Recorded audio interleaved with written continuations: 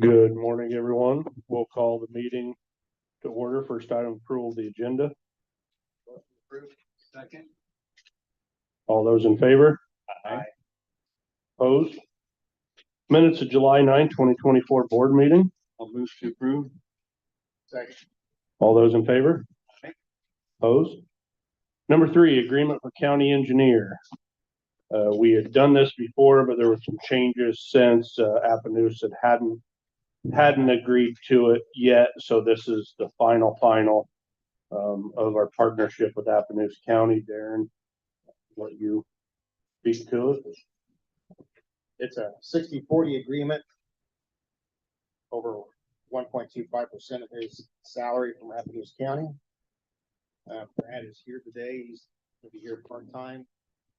So he's working both counties. It's a shared agreement. Anything else you can think of to add, Brad?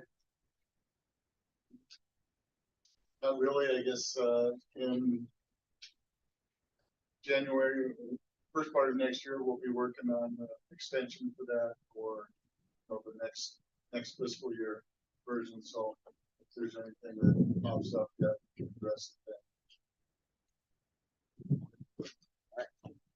Glad to have you, and hopefully things will keep working well. So.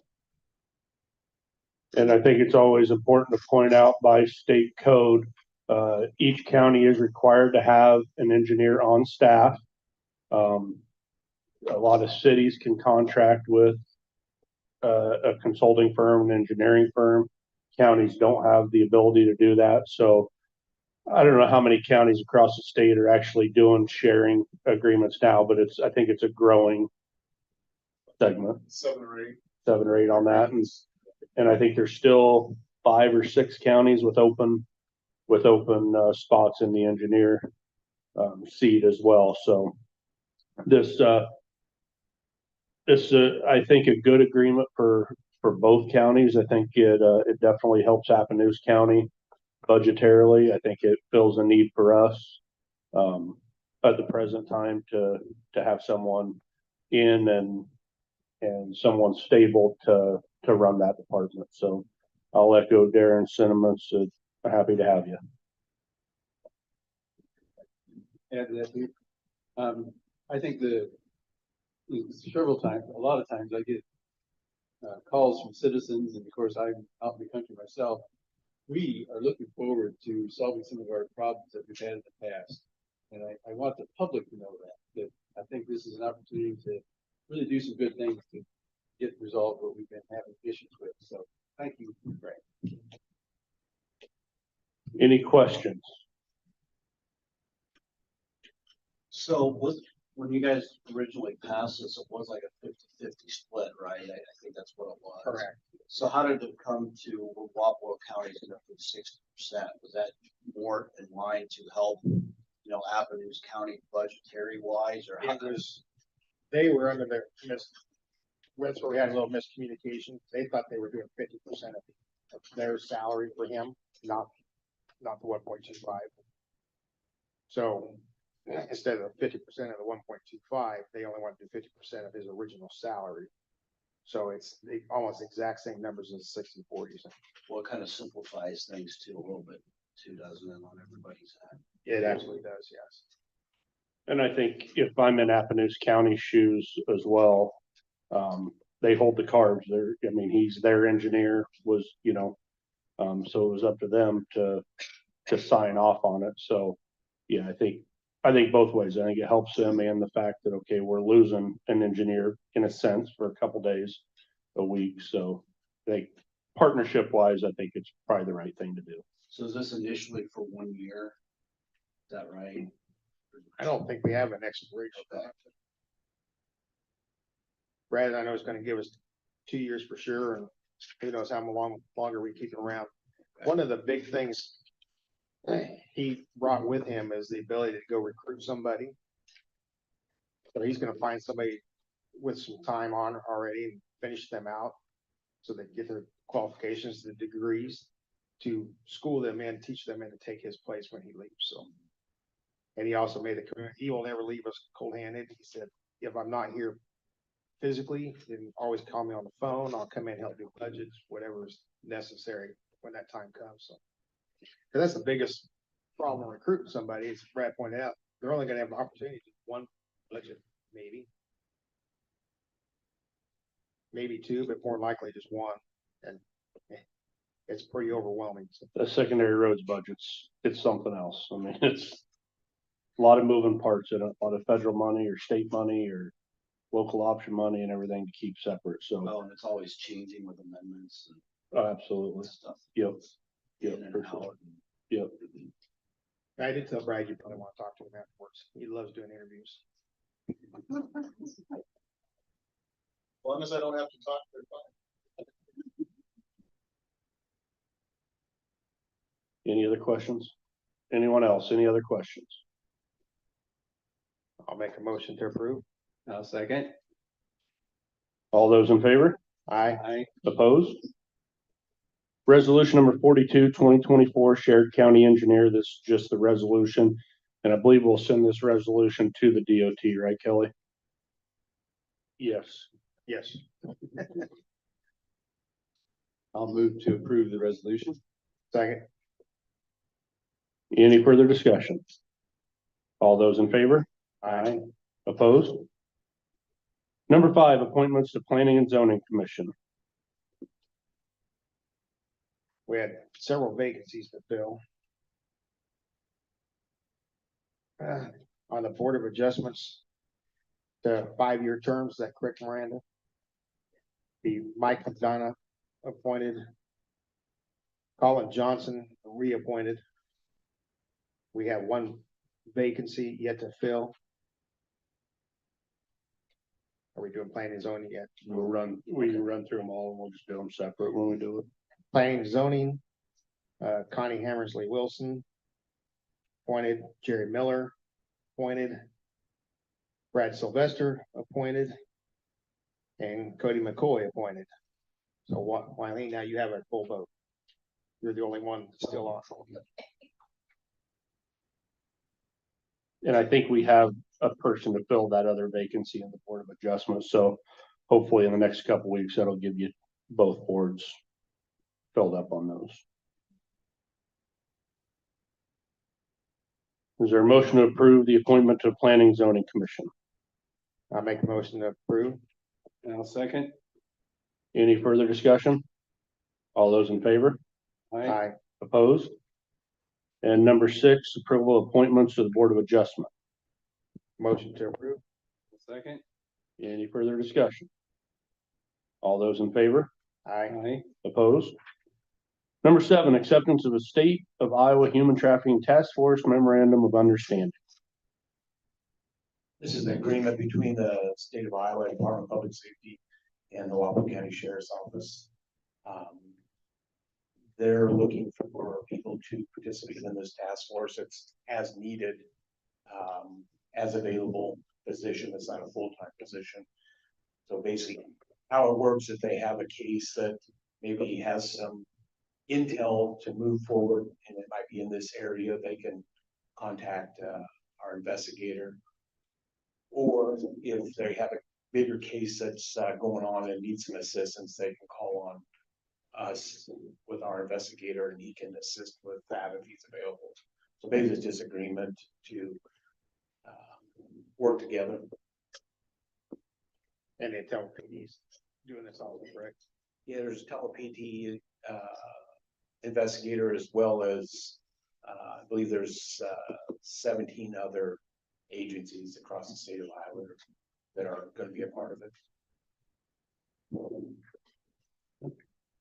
Any questions for Don?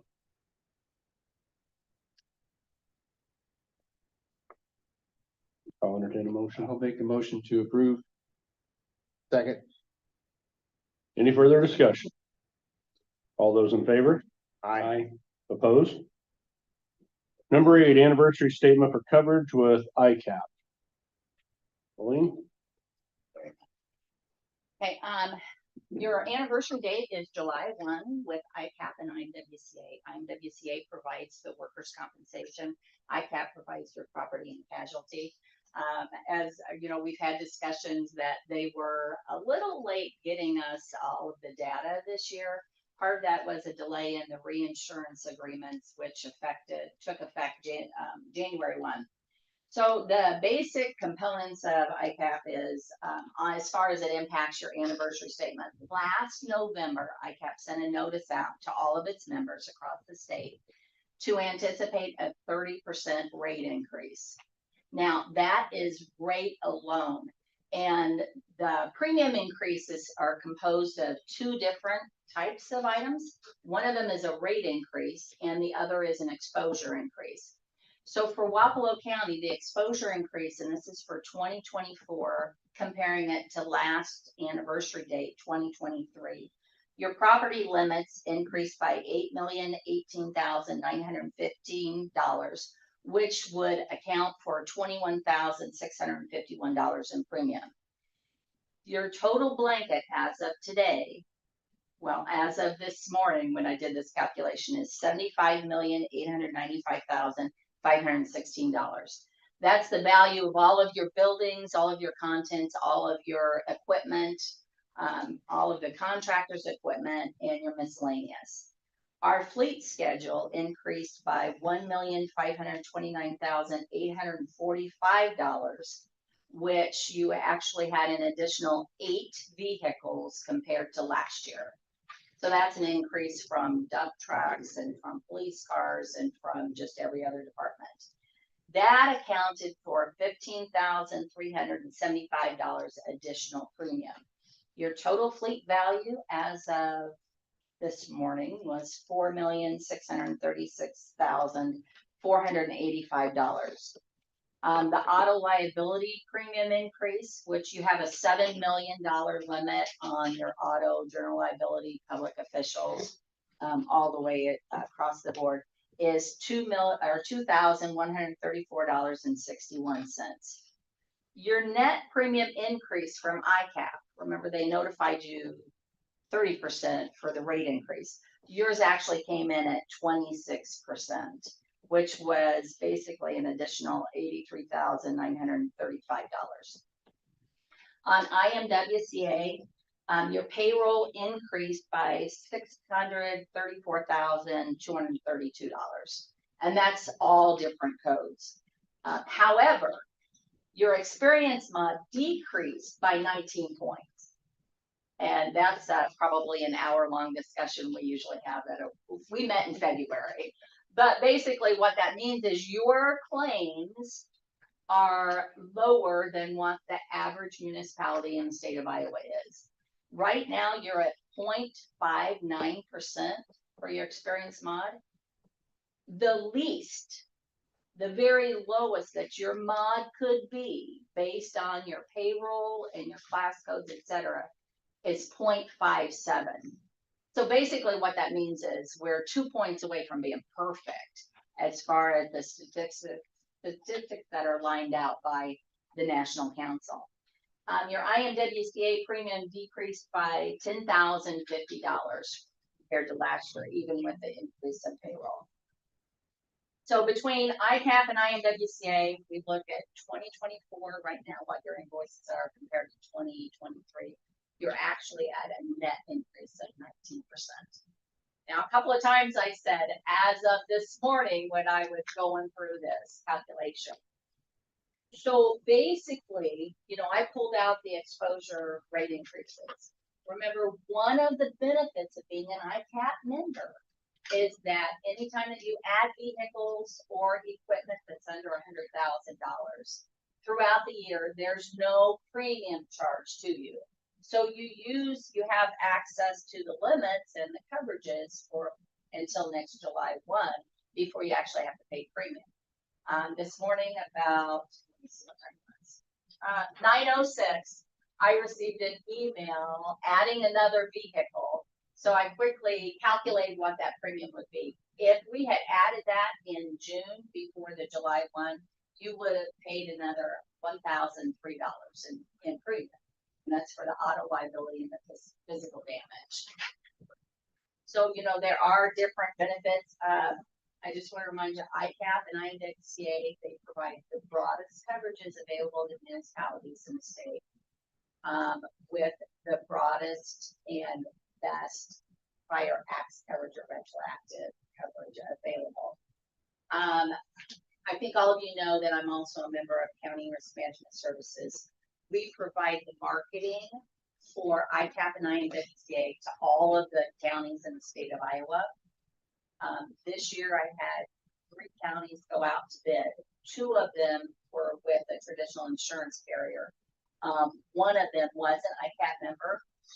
They were also a July 1.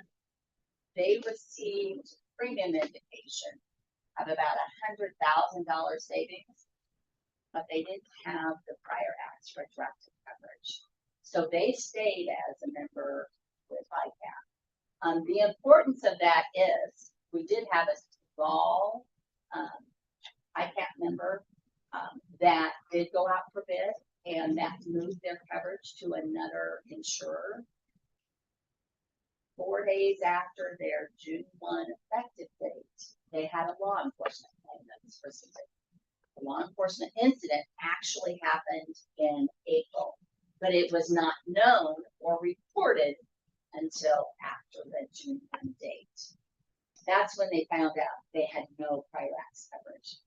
So basically, that small town has to pay all of the defense costs and all of the settlement costs out of their own budget because there is no prior acts. And that's one reason why their coverage came in so last.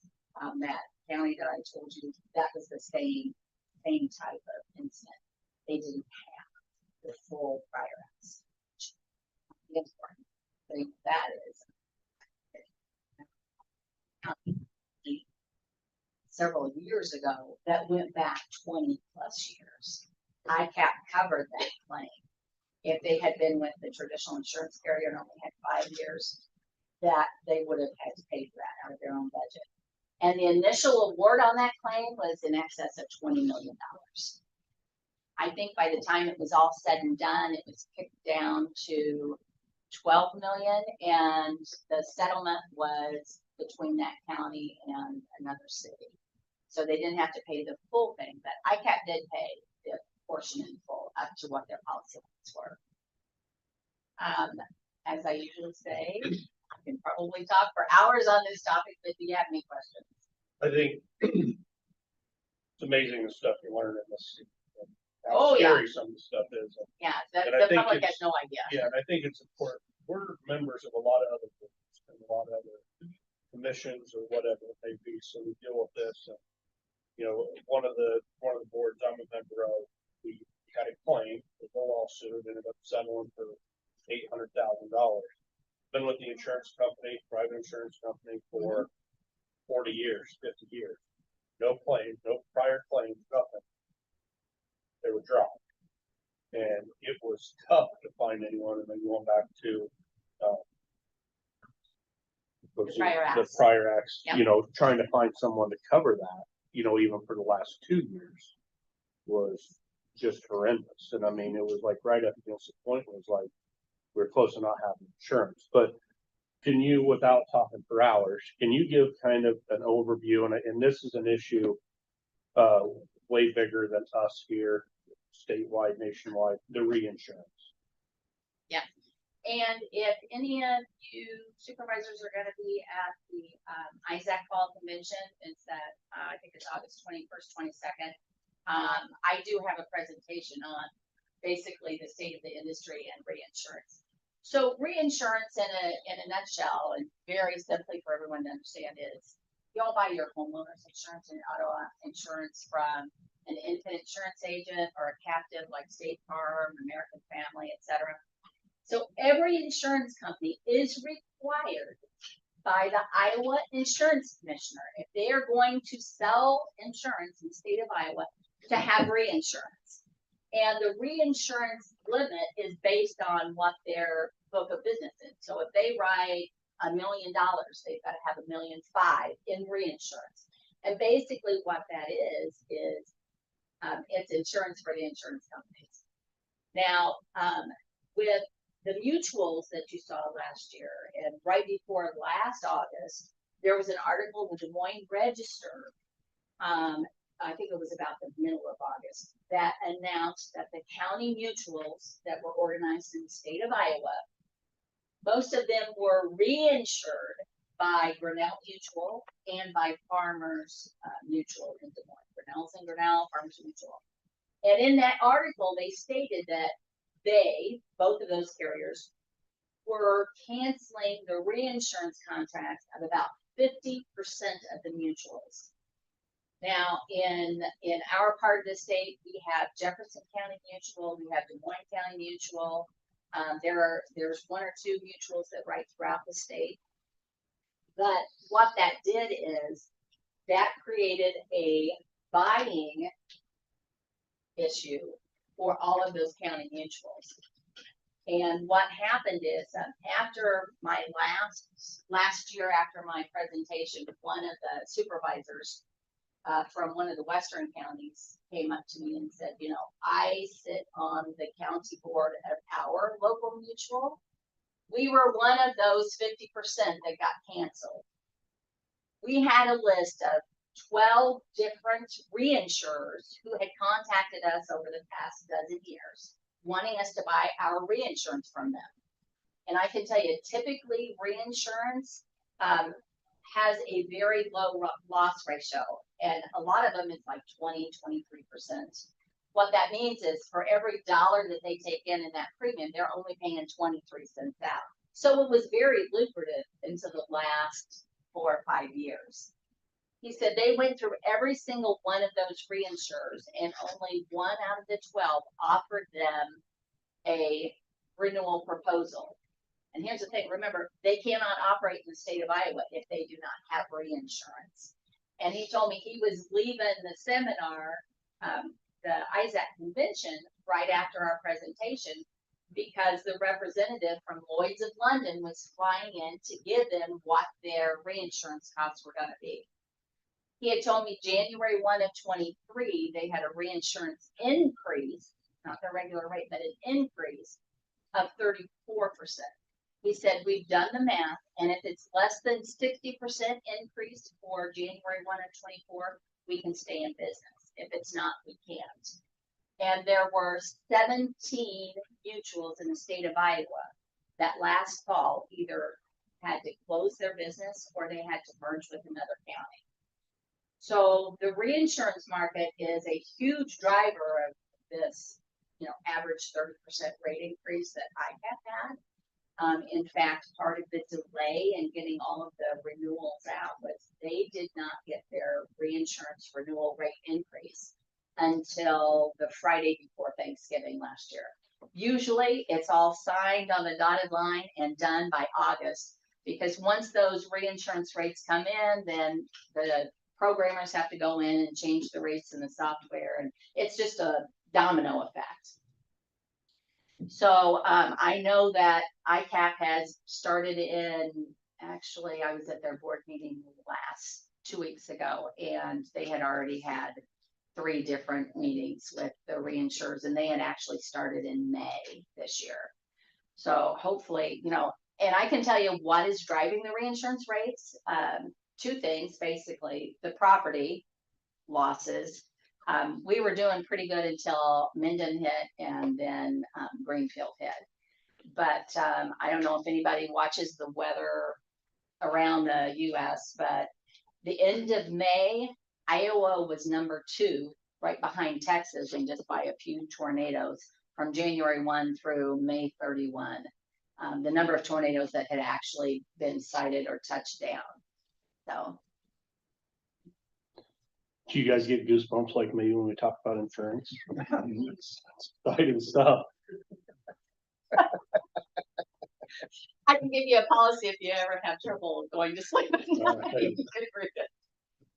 No, you know, there's just a lot going on. Yeah. You know, me and Louise talk different times and other people with it and the property. And what we're looking at today is property. This isn't health. This isn't, you know, anything to do with that. This is just part of the insurance plan. Any questions for Lee? I just like to say, it's actually a gift for us to have somebody that's so enthusiastic about it because, yeah, I'm talking about you. Exactly. Sometimes lay in bed at night, talk to my wife about it. But because you want to investigate, The because you're duck bill. passionate about it, always comfortable with just telling me the best. There's so many different moving parts to it, and it's so easy to say, oh, well, we've got a quote for $500,000, and that's $50,000 less than where we're at. Or if you look at it on your personal insurance, oh, well, this quote's $200 less than this, but you really have to delve into what the actual coverages are. And this, I feel bad for this town that switched their insurance. Now they have this uncovered law enforcement claim. But of course it's going to be less if you're not guaranteeing that if you have a loss that shows up from 10 years ago that you're going to have coverage for it. Yeah, it's going to be less. And statistically, it's not if you're going to have a claim, but when you're going to have it. Well, I'll echo what Darren said. I think we've been lucky in my time here with having people like yourself and Russ for Yeah, I've learned that's, from the best. the knowledge of the industry and how municipalities and counties are, in the crosshairs of some of this, so. Okay. Very good. Thank Anything you. else? Thank you. All right, Chad, we'll move up for questions. Okay. Any further discussion? I'll entertain a motion to approve the coverage. Motion to approve. Second. All those in favor? Aye. Opposed? Number 9, levy rates July 1, 23 to June 30th, 24 for taxes payable July 1, 24 to June 30th, 25.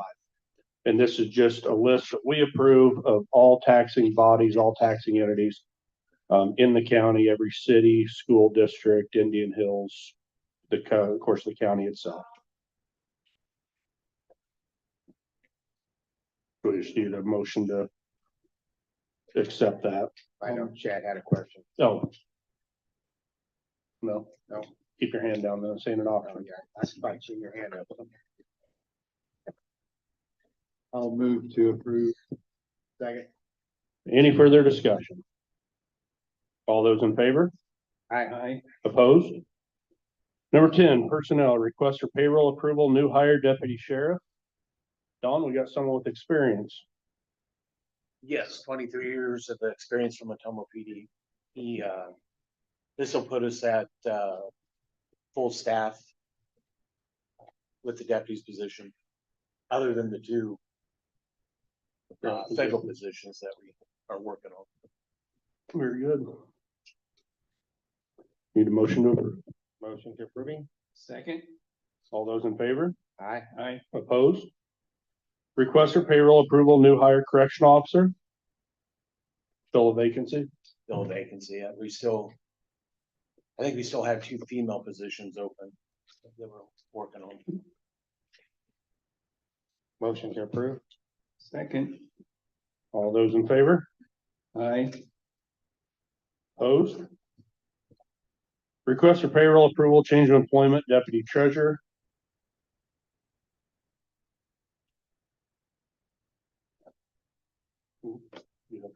Okay. This is just moving someone into a deputy position.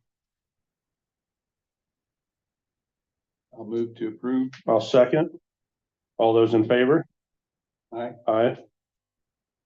Opposed? And 1, Darren abstained. D, request for payroll approval, new hire clerk in motor vehicle. And this is to fill a vacancy. Motion to approve. Second. All those in favor? Aye. Opposed? Other business, report of 4th quarter receipts, Wapello County Sheriff's Report for fiscal year 23-24. Need a motion to accept and file. Motion to accept and file. Second. Those in favor? Aye. Opposed? Treasurer semi-annual report, January to June is 2024. Move to approve. Second. All those in favor? Aye. Opposed? Treasurer's investment report, June of 24. Move to approve. Second. All those in favor? Aye. Opposed? Other business come before the board.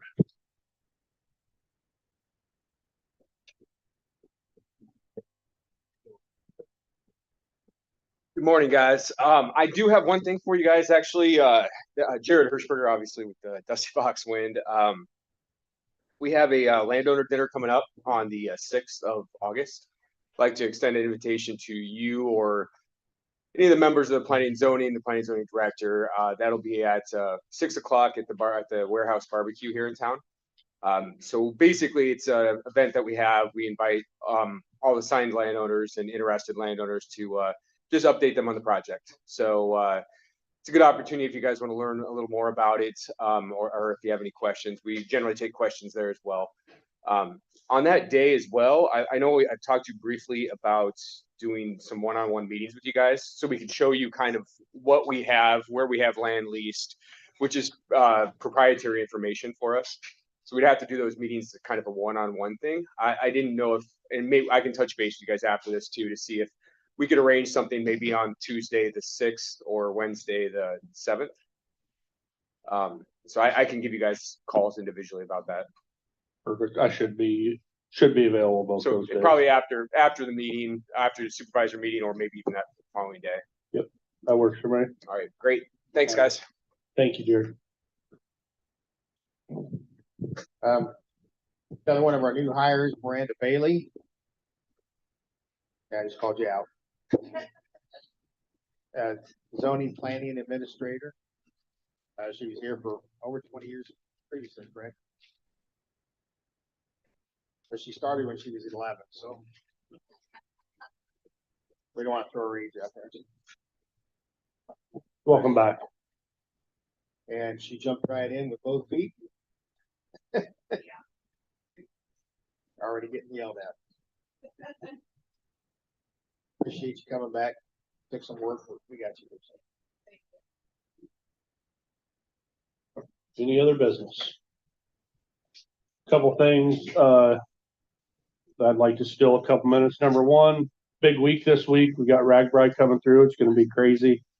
Probably from Wednesday night, into Friday. Of course, different things popping up and putting out small fires before it gets here, but, been a lot of hard work from a lot of people, a lot of volunteer hours, even leading up to this, not even counting what they're gonna put in the day of. So I'd like to commend anyone that's doing anything from welcoming riders, putting them up, letting them camp in their yard, working in the beverage garden, doing cleanup of different things.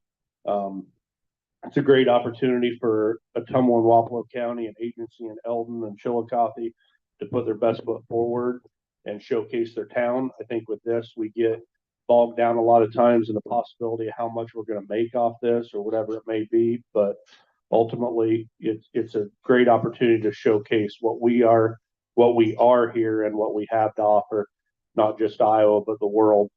So patience on Thursday, patience on Friday morning, and kudos to all the volunteers that'll be putting time in up to it, and then here in the next few days for the event to actually happen. So I think they're expecting 16 to 20,000 people coming to town.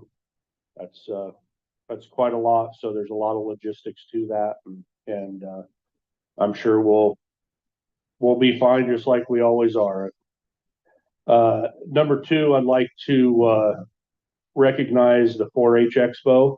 I was able to be out there a few days last week, and it's extremely impressive how much that has grown just in the last 5 or 6 years, and really just the last 3 years.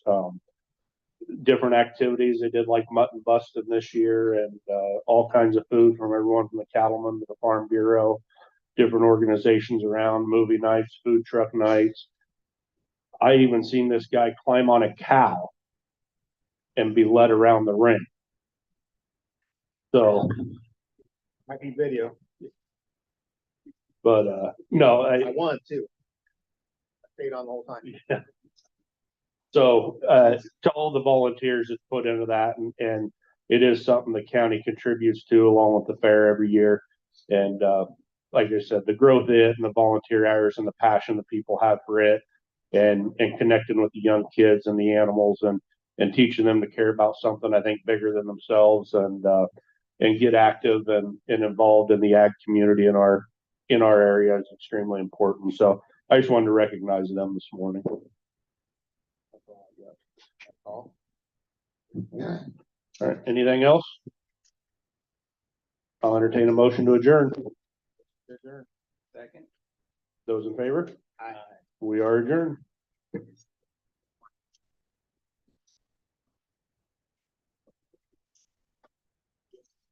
Sheriff.